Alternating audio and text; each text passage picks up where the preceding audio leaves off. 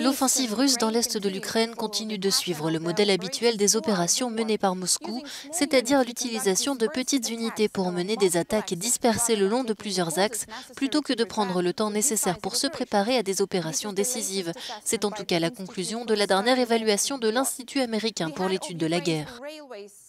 Le directeur des chemins de fer ukrainiens a lui déclaré que 5 gares ont été la cible ce lundi matin de tirs dans l'ouest et le centre de l'Ukraine, notamment dans les régions de Lviv et Vinnytsia.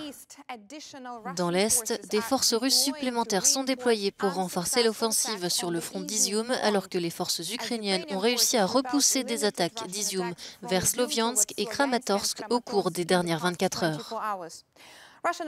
Les forces russes ont, elles, réalisé quelques avancées mineures autour de Severodonetsk. En raison des bombardements intensifs, presque toute la région de Louhansk est privée d'eau, selon Seri Haidai, chef de l'administration militaire régionale. 30 000 familles sont par ailleurs privées d'électricité.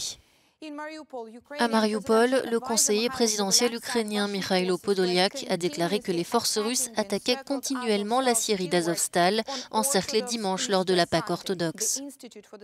L'Institut pour l'étude de la guerre ajoute que le site a été bombardé par des tirs d'artillerie et des frappes aériennes. Les forces russes pourraient se préparer à de nouveaux assauts contre l'installation qui ferait probablement de nombreuses victimes.